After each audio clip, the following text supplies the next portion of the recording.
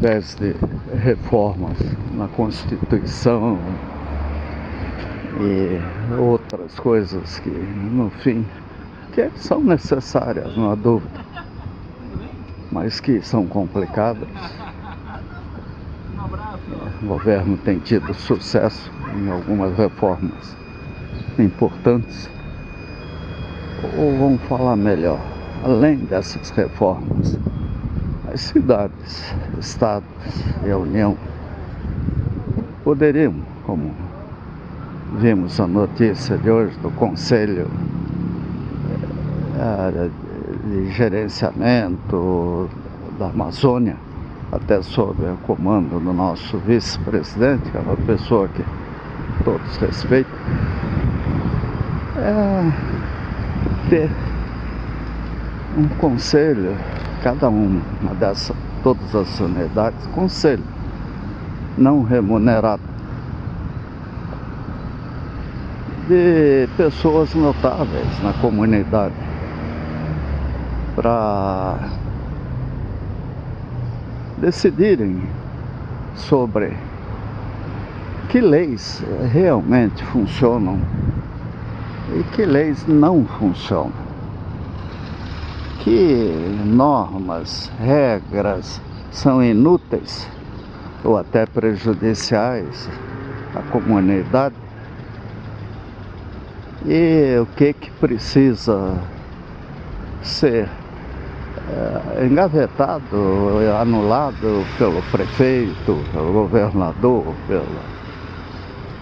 pelos deputados estaduais, federais, senadores, porque são inúteis. No Brasil nós temos um pesadelo, um montão de leis estabelecendo punições, e não temos cadeias, temos calabouços. Aqui no Paraná ainda vimos ontem no noticiário a atuação do Ministério Público contra a construção de penitenciárias no estado. Negócio escandaloso, pelo jeito. E aí, tudo isso vai atrasando. Pode até ser conveniente a muita gente aí que as penitenciárias não fiquem prontas. Desse jeito, as condenações acabam se perdendo. Juízes de garantias e outras coisas dificilmente vão salvar alguns políticos aí, e corruptores. Mas permanentemente nós deveríamos pensar na validade das nossas leis. Não adianta ter leis que não funcionam, tá? É que nem me divirto com o problema da proibição do jogo no Brasil, jogos de azar. Embarca num navio de turismo, é um cassino flutuante. Ele se afasta do território brasileiro, e o pessoal faz ali o que é proibido aqui. Atravessa a fronteira, no Paraguai tudo é possível. E aí? Para que proibir uma coisa que é inevitável? Lógico, tem que regulamentar. Vai ter cassino. O cassino vai ficar aqui, ali, longe das crianças, com série de restrições, talvez até de ordem financeira. Quer dizer, quem jogar, antes de jogar, tem que ter capacidade para isso, enquanto vai jogar. O que também acaba sendo até utópico, mas infelizmente, ou felizmente é necessário, ou infelizmente é necessário. A gente vê loucuras, né? Nessa preocupação de evitar o jogo. Então, ou jogar. Tem gente que perdeu tudo numa simples mesa de baralho. Então, além disso, né, temos outras coisas. É o caso das drogas. O mundo inteiro está revendo a legislação. À medida que a droga perde valor comercial, ela também perde a atenção dos grandes traficantes. E a polícia tem que se concentrar nos grandes traficantes, porque drogas sempre vai existir, drogas absolutamente letais, perigosas, etc. Mas precisamos de racionalidade. Século XXI, a sobrevivência vai depender muito disso.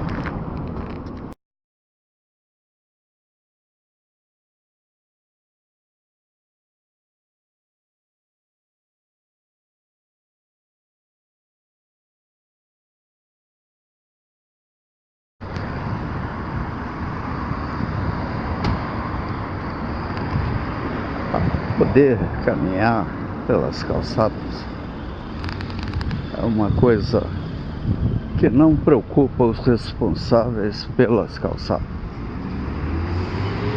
Se a mobilidade do pedestre fosse importante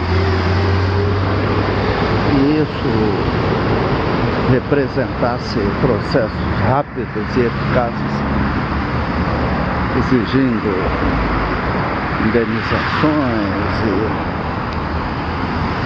punições de toda a espécie, nós estaremos andando sem ter que olhar para o chão com o máximo de cuidado. Infelizmente, nossa realidade é outra. E o resultado é que caminhar é uma aventura.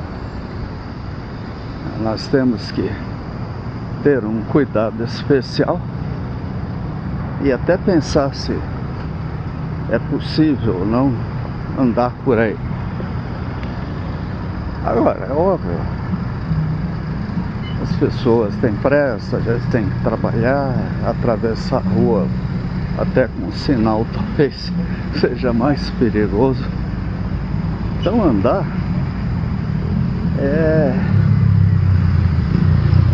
e a calçada acaba sendo uma necessidade, independente da qualidade dela. Agora, por que a gente vê coisas dessa espécie em Curitiba ao lado de uma via rápida? É uma pergunta que merece resposta séria. Um amigo meu disse que a prefeitura, o orçamento desse ano previu, não sei se 300 ou 700 quilômetros de asfalto, uma coisa assim, e 5.000 metros de calçadas. Quer dizer, ela se considera responsável por 5.000 metros. E o Ministério Público? Por que os nossos promotores não andam por aí olhando? Será que eles precisam de alguém que vá lá e formalize queixas? O Brasil é um país às avessas, é um país maluco, né? Por isso que eu digo, tem leis que tem que ir para o lixo, mas tem leis que têm que ser respeitadas. Isso é um direito humano, está em tratados internacionais que o Brasil assinou. Acessibilidade, a necessidade de viabilizar o trânsito das pessoas com deficiência, tudo, os ODS, etc. O que a gente vê é um blefe. O assunto não é novo. Eu me lembro, década de 80, nós tivemos uma fase áurea, quando o senador Richa foi governador. Reuniões imensas, as secretarias, centro cívico para discutir os direitos humanos e tudo. E na cidade, as plaquinhas em braille, as faixas. Depois nós tivemos, por proposta de um amigo meu, na época vereador Antônio Borges dos Reis, as calçadas alternativas, asfalto, as rapidamente acontecerem. Mas tudo isso foi sendo perdido à medida que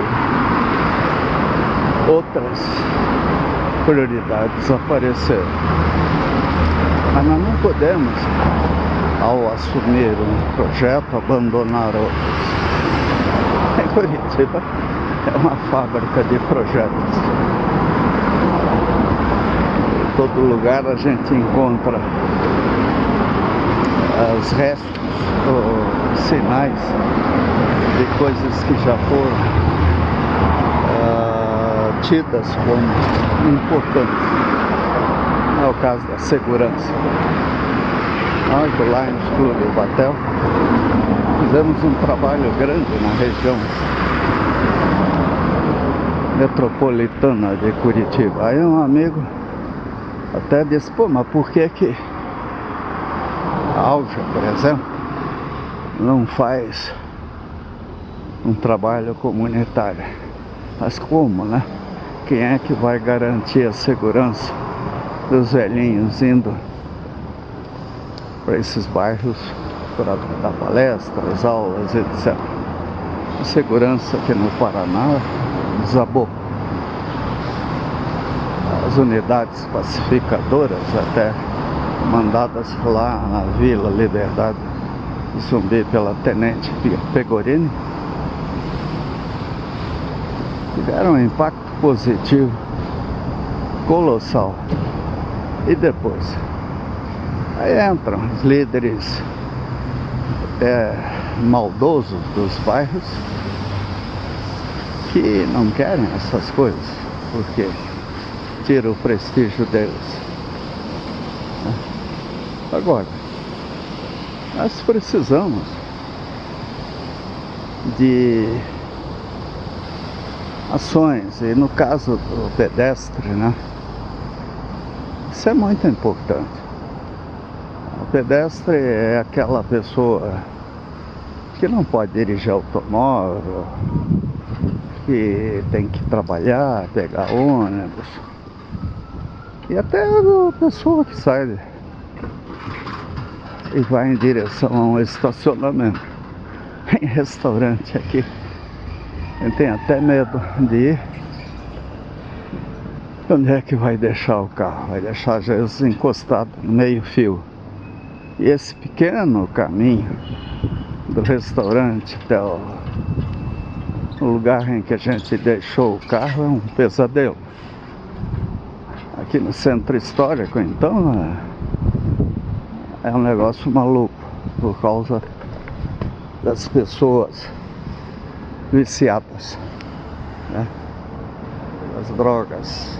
Aí tá um negócio que eu não enxerguei. Tô ficando meio ruim da vista, e o resultado é esse: ficar tropeçando, caindo.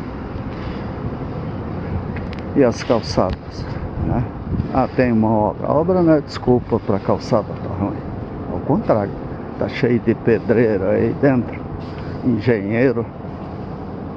Eles teriam a preocupação. Os gerentes dessas obras deveriam ter uma preocupação especial com os pedestres. Afinal, eles poderão ser clientes deles.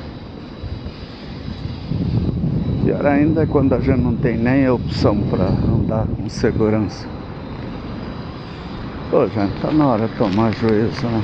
Ô, prefeito, Curitiba, muda a sua estratégia. Você estaria errado da maneira como está conduzindo a cidade.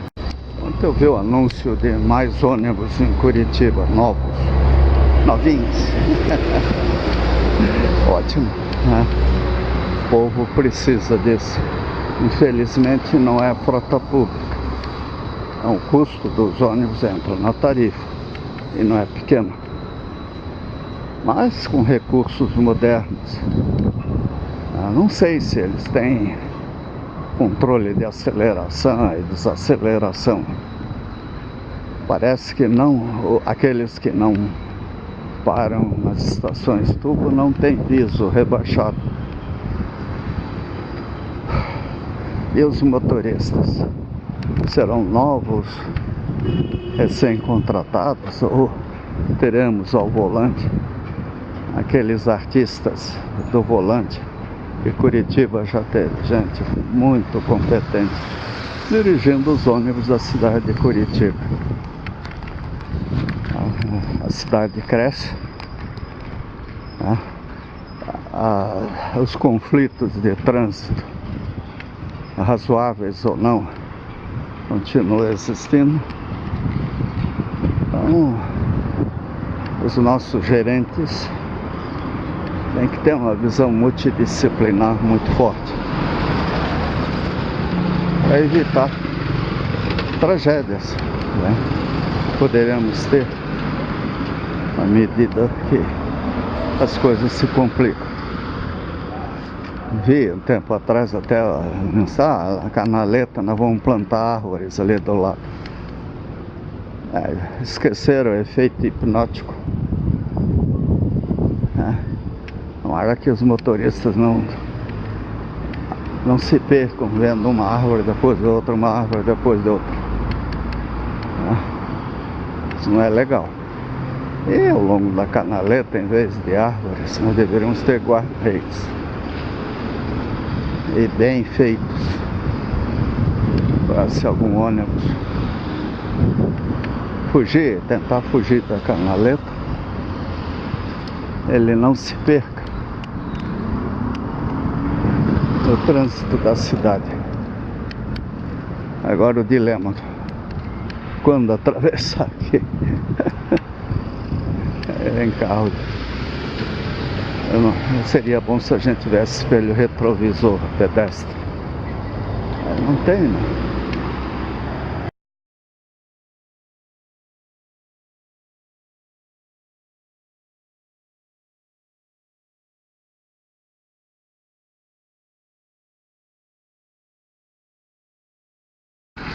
Engana que eu não gosto. É muito chato a gente, quando chega a sétima década de existência, já estou lá com 75 anos, outubro eu faço 76, é ver coisas que a gente sabe que são incompletas, não são corretas, que não vão funcionar. Então, quando que nós teremos legisladores, né, e poderes, lideranças lúcidas para comandar a esperança, nova geração. Eu vejo pelos meus bisnetos e netos, já nascem exercitando o cérebro ao extremo. A gente também tinha isso, só que era um mundo muito diferente. Que nem vacina, não existia praticamente. Até quando surgiu a vacina Salk contra a paralisia infantil, por resistência à vacina. Minha mãe teve, acho que prima,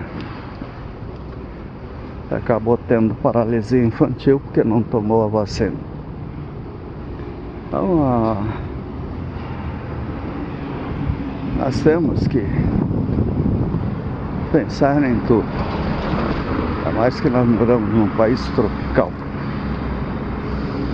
Tem suas vantagens, né? Enquanto que a Europa está lá no hemisfério norte, nos pesadelos de nevascas e mares agitadíssimos. Afinal, apesar do Donald Trump não ter furado completamente toda a legislação ambiental, que serviu de exemplo para outros, infelizmente, aqui no Brasil de uma maneira especial,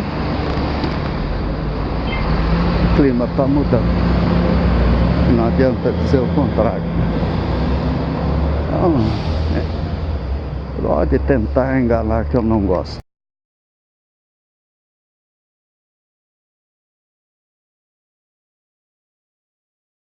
As nossas leis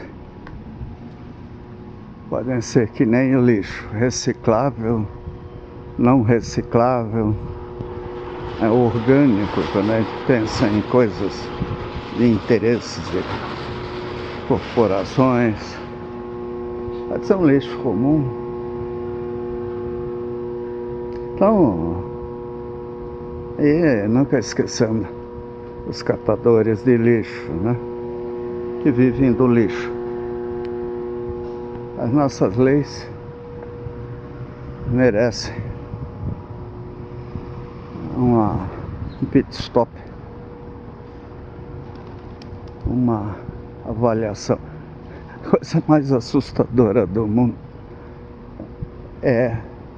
minha filha fez uma dissertação, um trabalho de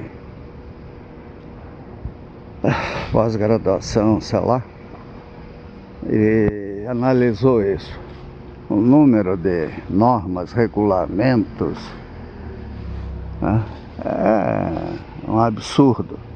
Quer dizer, todo dia tem novidade no Brasil. Então, por exemplo, cuidar da contabilidade de uma empresa de porte médio ou maior, mas muita empresa aí procura assessorias que tenham computadores, equipes, para diariamente analisar o que existe. Então,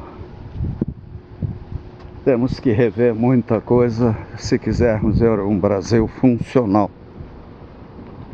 Porque é complicado.